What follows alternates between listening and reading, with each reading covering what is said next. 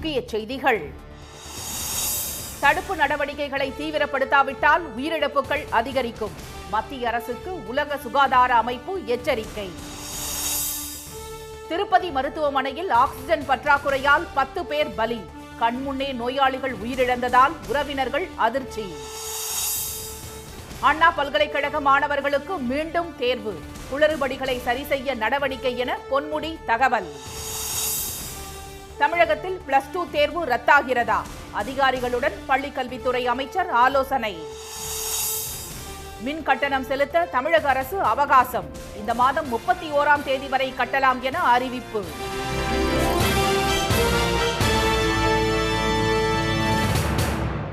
வணக்கம். வணக்கம். இந்தியாவில் தடுப்பு நடவடிக்கைகள் தீவிரப்படுத்தப்படாவிட்டால் விரைவில் கொரோனா 3ஆம் அலை பரவி உயிரிழப்புகள் அதிகரிக்க வாய்ப்புள்ளதாக உலக சுகாதார அமைப்பு எச்சரித்துள்ளது. கடந்த ஆண்டு இறுதியில் தோன்றி உலக நாடுகளை கடும் அச்சுறுத்தலுக்கு ஆளாக்கியுள்ள கொரோனா வைரஸ் பரவல் நாளுக்கு நாள் அதிகரித்து வருகிறது. தற்போது காட்டுத்தீயாய் பரவி வரும் 2வது அலையை கட்டுப்படுத்த இந்தியா உள்ளிட்ட நாடுகள் திணறி வருகின்றன. அமெரிக்கா, இந்தியா உள்ளிட்ட நாடுகளில் அதிகரித்துள்ள உருமாறிய கொரோனா தொற்றை கட்டுப்படுத்த உரிய நடவடிக்கைகளை மேற்கொள்ள உலக சுகாதார அமைப்பு அறிவுறுத்தியுள்ளது. வைரஸை கட்டுப்படுத்த தவறிவிட்டால் கொரோனா 3வது அலையை எதிர்கொள்ள நேரிடும் என எச்சரித்துள்ள அதன் இயக்குநர் திரு டெட்ராஸ், தடுப்பூசி மட்டுமே நோய் தடுப்புக்கு தீர்வாகாது என கூறியுள்ளார். We are still in a perilous situation.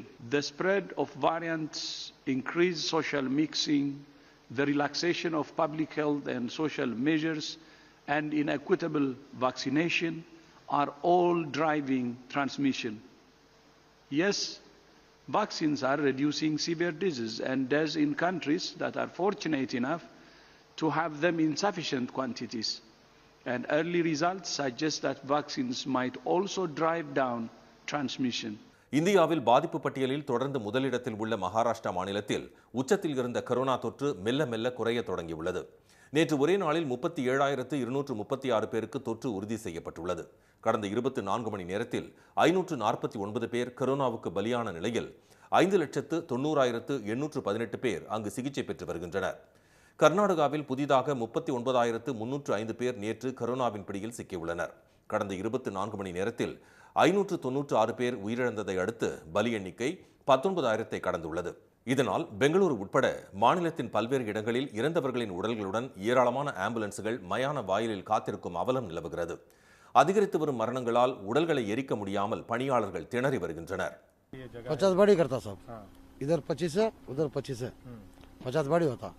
सुबह में 7 बजे आता, इधर शाम के 10 बजे हो जाता. हाँ, पब्लिक आते रहता, मगर मिनिमम 50. பல இடங்களில் ஊரடங்கு பிறப்பிக்கப்பட்டுள்ளதால் புலம்பெயர்ந்த தொழிலாளர்கள் சொந்த ஊர் செல்ல பேருந்து மற்றும் ரயில் நிலையங்களுக்கு படையெடுத்துள்ளனர். தலைநகர் டெல்லியில் புதிதாக 12,651 பேர் நேற்று கொரோனாவால் பாதிக்கப்பட்டுள்ள சூழலில் கொரோனா 3ஆம் அலைக்கு தயாராக வேண்டும் என அம்மாநில முதலமைச்சர் திரு அரவிந்த் கெஜ்ரிவால் எச்சரித்துள்ளார். கேரளாவில் கடந்த 24 மணி நேரத்தில் 77,487 பேருக்கு தொற்று உறுதி செய்யப்பட்டுள்ள நிலையில் ஆக்சிஜன் தேவை அதிகரித்துள்ளதால் பிற மாநிலங்களுக்கு அனுப்ப கையிருப்பு இல்லை என அம்மாநில முதலமைச்சர் திரு பினராயி விஜயன் தெரிவித்துள்ளார். இந்நிலையில் நாட்டில் அதிகரித்து வரும் வைரஸ் பரவல் குறித்து விவாதிக்க சிறப்பு நாடாளுமன்ற கூட்டத்தொடரை உடனடியாக கூட்ட வேண்டும் என மக்களவைத் தலைவர் திரு ஓம் பிர்லாவுக்கு காங்கிரஸ் எம்பி ஆதிர் ராஜன் சௌத்ரி கடிதம் எழுதியுள்ளார். திருப்பதி மருத்துவமனையில் ஆக்சிஜன் பற்றாக்குறையால் கொரோனா நோயாளிகள் அடுத்தடுத்து 10 பேர் பலியானதால் அதிர்ச்சியடைந்த உறவினர்கள் மருத்துவமனையை அடித்து நொறுக்கினர். திருப்பதியில் உள்ள ரூயா அரசு மருத்துவமனையில் 1000க்கும் மேற்பட்ட கொரோனா நோயாளிகள் சிகிச்சை பெற்று வருகின்றனர். இந்த மருத்துவமனையில் ஆக்சிஜன் சப்ளை செய்யப்படும் பைப்பில் நேற்றிரவு திடீரென பழுது ஏற்பட்டது. இதுகுறித்து மருத்துவமனை ஊழியர்களிடம் புகார் தெரிவித்தும் அவர்கள் நடவடிக்கை எடுக்காததால் சிகிச்சையில் இருந்த நோயாளிகள் ஆக்சிஜன் கிடைக்காமல் மூச்சுவிட திணறினர். உயிருக்காக துடித்த உறவுகளை காப்பாற்ற நோயாளிகளின் உறவினர்கள் கையில் கிடைத்த காகித அட்டைகளை விசிறி போல பயன்படுத்தி பிராணவாயு கொடுக்க போராடினர்.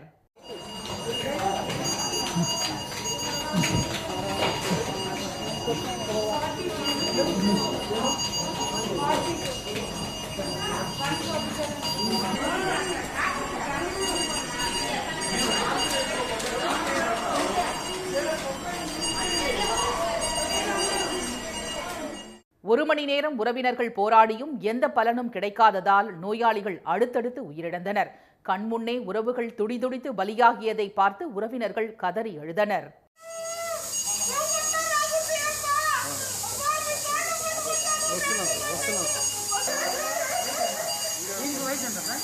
ஐசியு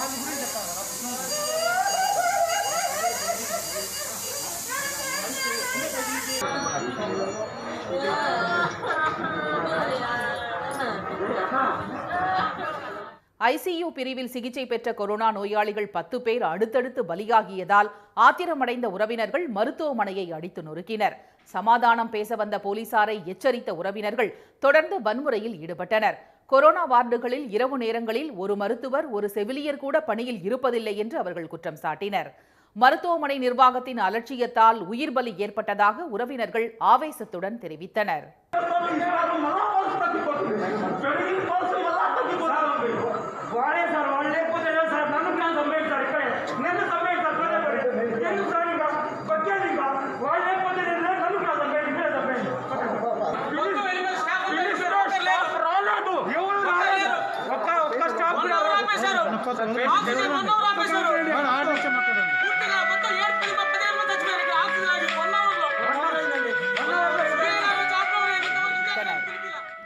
இதனிடையே அங்கு சிகிச்சை பெற்ற கொரோனா நோயாளிகள் மேலும் 15 பேரின் நிலை கவலைக்கிடமாக உள்ளதால் பதற்றம் அதிகரித்துள்ளது.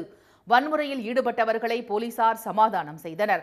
சம்பவ இடத்திற்கு சென்ற சித்தூர் மாவட்ட ஆட்சியர் உறவினர்களுக்கு ஆறுதல் கூறினார். ஆக்சிஜன் பற்றாக்குறையால் கொரோனா நோயாளிகள் உயிரிழந்ததாக அவர் தெரிவித்தார். பதற்றம் அதிகரித்ததை அடுத்து அரசு மருத்துவமனை வளாகத்தில் கூடுதல் போலீசார் குவிக்கப்பட்டுள்ளனர். தமிழகத்தில் தினசரி பாதிப்பு தொடர்ந்து உச்சத்தை தொட்டு வரும் நிலையில் கொரோனா நோயாளிகளுக்கு இலவச சிகிச்சை தொடர்பான அரசாணையை தமிழக அரசு வெளியிட்டுள்ளது. தமிழகத்தில் வேகமெடுத்துள்ள கொரோனா 2வது அலை அனைத்து மாவட்டங்களிலும் கட்டுக்கடங்காமல் பரவி வருகிறது. தொற்று எண்ணிக்கைக்கு இணையாக உயிர் பலியும் அதிகரித்து வரும் சூழலில் அதனை கட்டுப்படுத்த 14 நாட்கள் ஊரடங்கு பிறப்பிக்கப்பட்டுள்ளது. இந்த நிலையில் தமிழகத்தில் தினசரி பாதிப்பு எண்ணிக்கை 2வது நாளாக 29,000-ஐ எட்டியுள்ளது. வெளிநாடுகள், வெளி மாநிலங்களில் இருந்து வந்த 11 பேர் உட்பட 28,978 பேருக்கு நேற்று தொற்று உறுதி செய்யப்பட்டுள்ளது. இதையடுத்து மாநிலம் முழுவதுமான பாதிப்பு எண்ணிக்கை 14,09,237 அதிகரித்துள்ளது. கடந்த 24 மணி நேரத்தில் கரோனாவுக்கு 232 பேர் உயிரிழந்ததை அடுத்து பலி எண்ணிக்கை 15,880 அதிகரித்துள்ளது. 20,904 பேர் நேற்று தொற்றில் இருந்து குணமடைந்து வீடு திரும்பியுள்ளனர். கடந்த 24 மணி நேரத்தில் 1,39,265 பேருக்கு கொரோனா பரிசோதனை செய்யப்பட்டுள்ளது. தமிழகத்தில் அதிகபட்சமாக சென்னையில் 7,149 பேருக்கு கொரோனா உறுதி செய்யப்பட்டதை அடுத்து மாவட்டம் முழுவதும் பாதிப்பு எண்ணிக்கை 4 லட்சத்தை நெருங்கியுள்ளது. சென்னைக்கு அடுத்தபடியாக கோவையில் 2,781 பேரும், செங்கல்பட்டில் 2,181 பேரும் கொரோனாவின் பிடியில் சிக்கியுள்ளனர். மதுரையில் 1,024 பேரும், திருவள்ளூரில் 1,008 பேரும் புதிதாக வைரஸ் தொற்றுக்கு ஆளாகியுள்ளனர். கடலூர், ஈரோடு, காஞ்சிபுரம், கன்னியாகுமரி, கிருஷ்ணகிரி, சேலம், தஞ்சை, திருவண்ணாமலை, தூத்துக்குடி, நெல்லை, திருப்பூர், திருச்சி, விருதுநகர் ஆகிய மாவட்டங்களில் மேலும் 500க்கும் மேற்பட்டோர் கொரோனாவால் பாதிக்கப்பட்டுள்ளனர். 1,52,389 பேர் தற்போது சிகிச்சையில் உள்ள நிலையில் 12 வயதுக்கு உட்பட்ட சிறுவர்கள் கொரோனாவால் அதிகம் பாதிப்படைவது கண்டறியப்பட்டுள்ளது. இதனிடையே முதலமைச்சராக பொறுப்பேற்றதும் தனியார் மருத்துவமனைகளில் முதலமைச்சர் காப்பீடு திட்டத்தின் மூலம் கொரோனா நோயாளிகளுக்கு இலவச சிகிச்சை அளிக்கப்படும் என திரு ஸ்டாலின் தெரிவித்திருந்தார். அதற்கான செலவை அரசே ஏற்கும் என்றும் அவர் உத்தரவிட்டிருந்தார். இந்நிலையில் மருத்துவ காப்பீட்டு திட்டத்தின் கீழ் தனியார் மருத்துவமனைகளில் கொரோனா நோயாளிகளுக்கு இலவச சிகிச்சை திட்டத்திற்கான அரசையை தமிழக அரசு வெளியிட்டுள்ளது. அண்ணா பல்கலைக்கழக மாணவர்களுக்கு மீண்டும் தேர்வு நடத்தப்படும் என்று தமிழக அரசு அறிவித்துள்ளது. கடந்த பிப்ரவரி மாதம் நடைபெற்ற தேர்வில் பல்வேறு முறைகேடுகள் நடைபெற்றதாக மாணவர்கள் மற்றும் பெற்றோர் தரப்பிலிருந்து புகார்கள் எழுந்தன. ஆன்லைன் மூலம் நடைபெற்ற அந்த தேர்வில் பல்வேறு குளறுபடிகள் நடைபெற்றதாகவும் 4 லட்சத்துக்கும் மேற்பட்டோர் எழுதிய தேர்வில் 1,10,000 பேர் மட்டுமே தேர்ச்சி பெற்றதாகவும் சில மாணவர்களின் தேர்வு முடிவுகள் அறிவிக்கப்படவில்லை என்றும் குற்றச்சாட்டுகள் எழுந்தன. இந்நிலையில் இந்த குளறுபடிகள் தொடர்பாக சென்னை ஆழ்வார்பேட்டை இல்லத்தில் முதலமைச்சர் திரு மு க ஸ்டாலின் அமைச்சர்கள், கல்வியாளர்கள் மற்றும் உயர் அதிகாரிகளுடன் நேற்று ஆலோசனை நடத்தினார். பின்னர் இதுகுறித்து செய்தியாளர்களிடம் விளக்கிய உயர்கல்வித்துறை அமைச்சர் திரு பொன்முடி, கடந்த பிப்ரவரி மாதம் நடைபெற்ற தேர்வு மீண்டும் நடத்தப்படும் என்று கூறினார். தேர்வில் தேர்ச்சி பெற்ற மாணவர்கள் கூடுதல் மதிப்பெண் பெற விரும்பினால் மீண்டும் தேர்வு எழுதலாம் என்றும் கட்டணம் செலுத்த தேவையில்லை என்றும் திரு பொன்முடி தெரிவித்தார். 24ஆம் தேதிக்கு பிறகு இப்ப திருவள்ளூர் பல்கலைக்கழகம், சென்னை பல்கலைக்கழகம், இன்னும் சில பல்கலைக்கழகங்கள் எல்லாம் தேர்வுகளை முடித்தே விட்டன. அதெல்லாம் நடத்தியாச்சு, ஆன்லைனில் நடத்திட்டாங்க. இன்னும் நடத்தாத பல்கலைக்கழகங்கள் 25ஆம் தேதியிலிருந்து இந்த தேர்வுகளை தொடங்கி ஒரு மாதத்திற்குள்ளாக முடிக்க வேண்டும் என்றும் உத்தரவிட்டிருக்கிறார். ஆகவே இந்த அறிக்கையின் மூலமாக 4 லட்சம் பொறியியல் மாணவர்களும் கிட்டத்தட்ட 13 லட்சம் பட்டம் படிக்கிற மாணவர்களும் பலனடைகிறார்கள். மாணவர்கள் எந்த தேர்வில் அதிக மதிப்பெண் பெற்றுள்ளார்களோ அதுவே கணக்கில் எடுத்துக் கொள்ளப்படும் என்று திரு பொன்முடி கூறினார். ஆன்லைன் மூலம் 3 மணி நேரம் தேர்வு நடத்த திட்டமிட்டுள்ளதாகவும் தேதி பின்னர் அறிவிக்கப்படும் என்றும் அவர் தெரிவித்தார். இதுபோல கலை மற்றும் அறிவியல் கல்லூரி மாணவர்களுக்கும் விரைவில் ஆன்லைன் மூலம் தேர்வு நடத்தப்படும் என்று திரு பொன்முடி கூறினார். கொரோனா பரவல் அதிகரித்து வரும் சூழலில் +2 தேர்வை ரத்து செய்வது குறித்து அதிகாரிகளுடன் பள்ளிக்கல்வித்துறை அமைச்சர் திரு அன்பில் மகேஷ் பொய்யாமொழி ஆலோசனை நடத்தினார். தமிழகத்தில் கொரோனா தொற்று அதிகரித்ததை அடுத்து +2 தேர்வுகள் ஒத்திவைக்கப்பட உள்ளதாகவும் தேர்வு நடைபெறும் தேதி பின்னர் அறிவிக்கப்படும் என்றும் தமிழக அரசு தெரிவித்திருந்தது. இந்நிலையில் புதிதாக பொறுப்பேற்றுள்ள பள்ளிக்கல்வித்துறை அமைச்சர் திரு அன்பில் மகேஷ் பொய்யாமொழி துறை அதிகாரிகளுடன் நேற்று ஆலோசனை நடத்தினார். சென்னை தலைமைச் செயலகத்தில் நடைபெற்ற கூட்டத்தில் பள்ளி கல்வித்துறை இயக்குநர் திரு கண்ணப்பன், உயர்கல்வித்துறை கூடுதல் செயலாளர் திரு அபூர்வா, அரசு தேர்வுத்துறை இயக்குநர் திருமதி உஷாராணி உள்ளிட்டோர் பங்கேற்றனர்.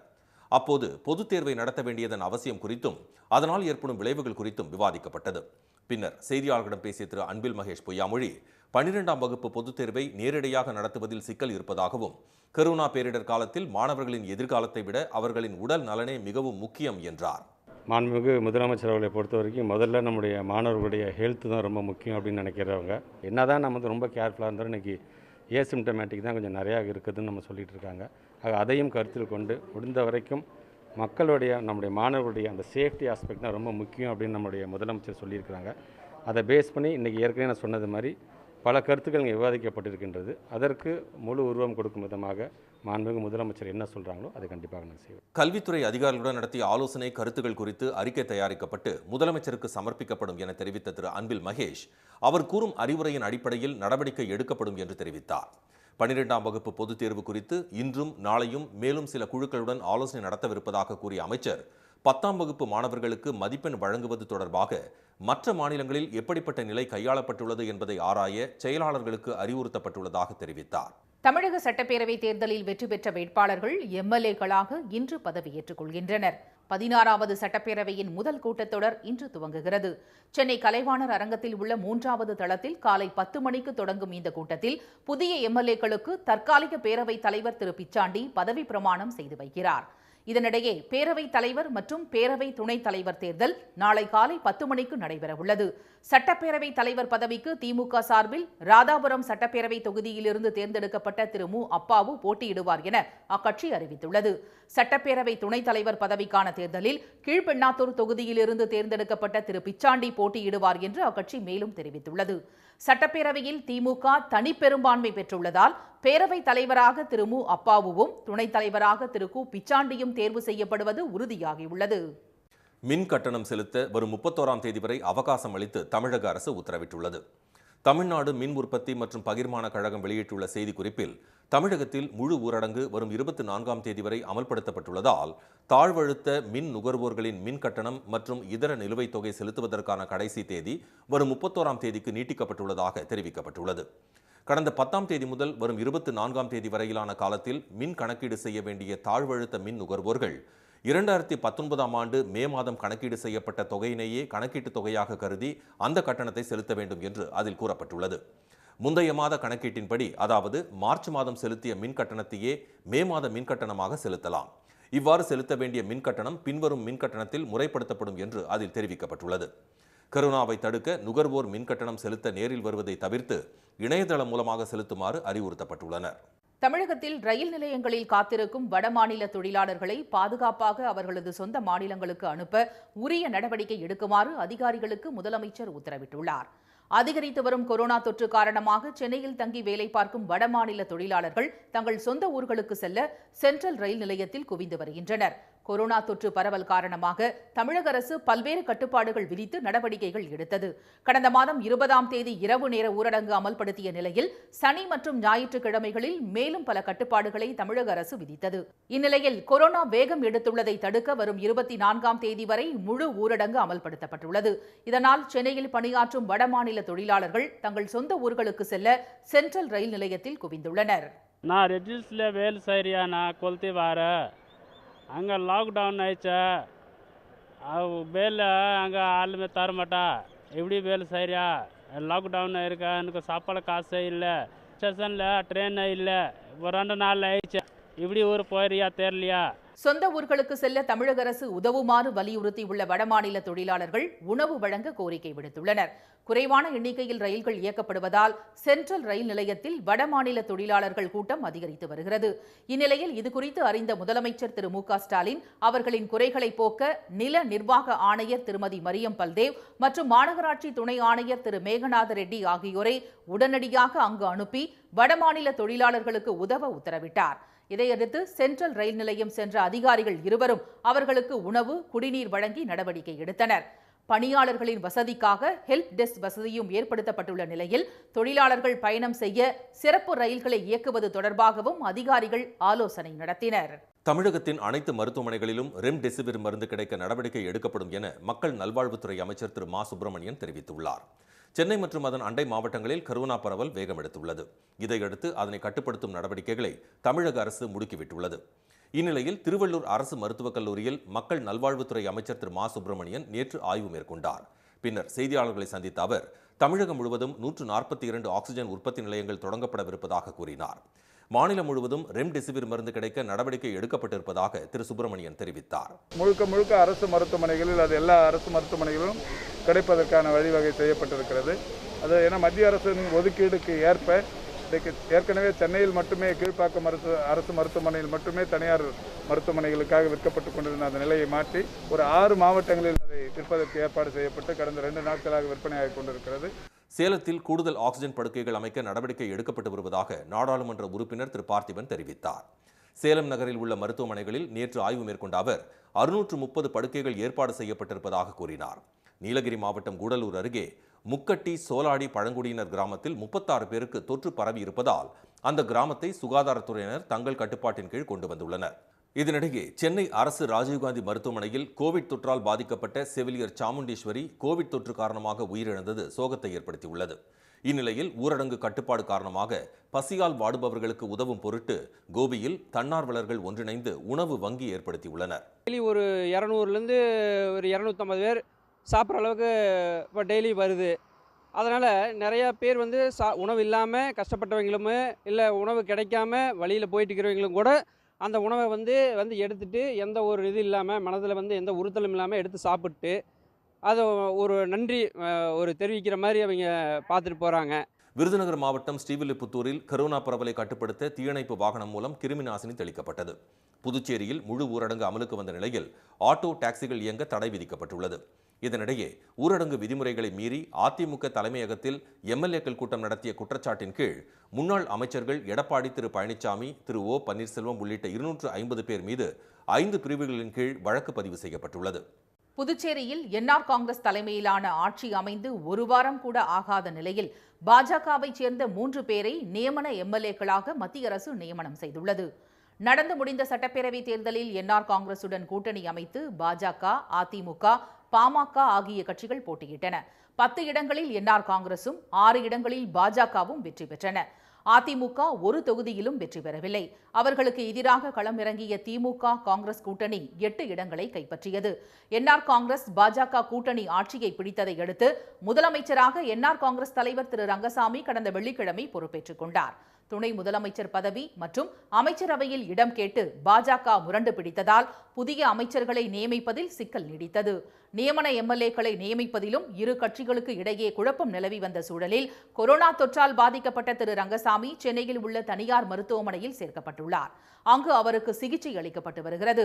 இதனிடையே அதிரடியாக பாஜகவைச் சேர்ந்த 3 பேரை நியமன எம்எல்ஏக்களாக மத்திய அரசு நியமித்துள்ளது. நியமன எம்எல்ஏக்களாக திரு வெங்கடேசன், திரு வி பி ராமலிங்கம், திரு அசோக் பாபு ஆகியோர் நியமிக்கப்பட்டுள்ளனர். இதில் திரு வெங்கடேசன், திரு ராமலிங்கம் ஆகியோர் அண்மையில் பாஜகவில் இணைந்தது குறிப்பிடத்தக்கது. இதனிடையே கொரோனா தொற்றால் பாதிக்கப்பட்டு சிகிச்சை பெற்று வரும் திரு ரங்கசாமி விரைவில் முழு நலம் பெற்று மக்கள் பணியை தொடர திமுக தலைவரும் முதலமைச்சருமான திரு மு க ஸ்டாலின் வாழ்த்து தெரிவித்துள்ளார். அவர் தமது ட்விட்டர் பதிவில் பெருந்தொற்று காலத்தில் அனைவரும் பாதுகாப்புடன் இருக்க வேண்டும் என வலியுறுத்தியுள்ளார். இனி வருவது உலகச் செய்திகள். உக்ரைன் நாட்டின் மேற்கு பிராந்தியத்தில் கட்டப்பட்ட ஆயிரக்கணக்கான சிறிய தேவாலயங்கள் கிறிஸ்தவர்களுக்கு மன ஆறுதலை அளித்து வருகின்றன. கார்பாத்தியன் பகுதியில் உள்ளூர் மக்களால் கட்டப்பட்ட காப்லிட்சியா எனப்படும் இந்த கட்டிடங்கள் கன்னிமேரி சிலை, சிலுவையில் அறையப்பட்ட இயேசு உருவம் உள்ளிட்டவற்றை கொண்டுள்ளன. மக்களில் பலர் தமது தனிப்பட்ட சொத்தாகவும் இவற்றை கட்டியுள்ளனர். சோவியத் ரஷ்யாவில் கம்யூனிச ஆட்சியில் இத்தகைய சிறிய கோயில்களை கட்டுவது தடை செய்யப்பட்டது மட்டுமின்றி தேவாலயங்களும் அடைக்கப்பட்டிருந்தன. சோவியத் ரஷ்யா சிதறிய பிறகு உக்ரைனில் சாலை சந்திப்புகள், தனியார் இடம், பொது இடம், கிராம எல்லைகள் உள்ளிட்ட இடங்களில் ஆயிரக்கணக்கான சிறு தேவாலயங்கள் கட்டப்பட்டிருப்பது குறிப்பிடத்தக்கது.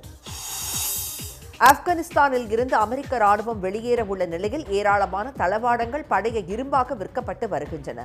அந்நாட்டில் தீவிரவாதிகளுக்கு எதிராக 20 ஆண்டுகளாக போர் நடத்தி வந்த ராணுவத்தை திரும்ப பெற அமெரிக்கா முடிவு செய்தது.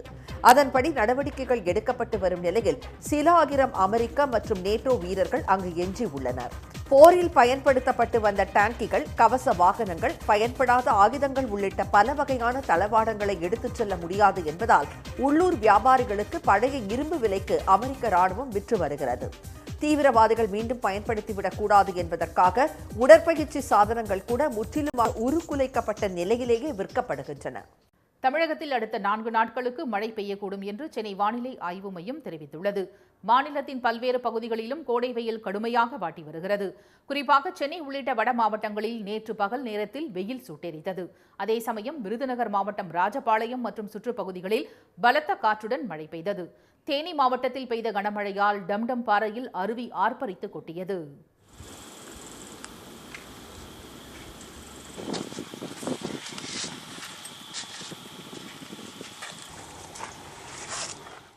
அரியலூர் மாவட்டம் ஜெயங்கொண்டத்தில் நேற்று பகலில் வெயில் வாட்டி வதைத்த நிலையில் மாலையில் கோடை மழை பெய்தது. இதனிடையே தென் தமிழகம் மற்றும் அதனை ஒட்டியுள்ள பகுதியில் நிலவும் வளிமண்டல சுழற்சி காரணமாக அடுத்த 4 நாட்களுக்கு மழை பெய்யும் என்று சென்னை வானிலை ஆய்வு மையம் தெரிவித்துள்ளது. மேற்கு தொடர்ச்சி மலையை ஒட்டிய மாவட்டங்கள், தென் தமிழக கடலோர மாவட்டங்கள் மற்றும் சேலம், தருமபுரி, திருப்பத்தூர் மற்றும் வேலூர் மாவட்டங்களில் ஓரிரு இடங்களில் இடி மின்னலுடன் லேசான மழை பெய்ய வாய்ப்பிருப்பதாக வானிலை ஆய்வு மையம் கூறியுள்ளது. சென்னையில் வானம் மேகமூட்டத்துடன் காணப்படும் என்றும் கேரள கடலோர பகுதிகளில் மணிக்கு 40 முதல் 50 கிலோமீட்டர் வேகத்தில் சூறைக்காற்று வீசக்கூடும் என்றும் மத்திய தெற்கு அரபிக்கடல் மற்றும் அதனை ஒட்டிய இந்திய பெருங்கடல், தென்கிழக்கு அரபிக்கடல் மற்றும் மாலத்தீவு பகுதியில் குறைந்த காற்றழுத்த தாழ்வு பகுதி உருவாகும் என்றும் வானிலை ஆய்வு மையம் தெரிவித்துள்ளது. மீண்டும் முக்கிய செய்திகள். இந்தியாவில் தடுப்பு நடவடிக்கைகள் தீவிரப்படுத்தப்படாவிட்டால் விரைவில் கொரோனா 3ஆம் அலை பரவி உயிரிழப்புகள் அதிகரிக்க வாய்ப்புள்ளதாக உலக சுகாதார அமைப்பு எச்சரித்துள்ளது. திருப்பதி மருத்துவமனையில் ஆக்சிஜன் பற்றாக்குறையால் கொரோனா நோயாளிகள் அடுத்தடுத்து 10 பேர் பலியானதால் அதிர்ச்சியடைந்த உறவினர்கள் மருத்துவமனையை அடித்து நொறுக்கினர். மின் கட்டணம் செலுத்த வரும் 31ஆம் தேதி வரை அவகாசம் அளித்து தமிழக அரசு உத்தரவிட்டுள்ளது. இத்துடன் இந்த செய்திகள் நிறைவடைகின்றன. மீண்டும் சன் டிவியில் செய்திகள் மாலை 6 மணிக்கு. செய்திகளை உடனுக்குடன் தெரிந்து கொள்ள சன் நியூஸ் தொலைக்காட்சியை பாருங்கள். வணக்கம். வணக்கம்.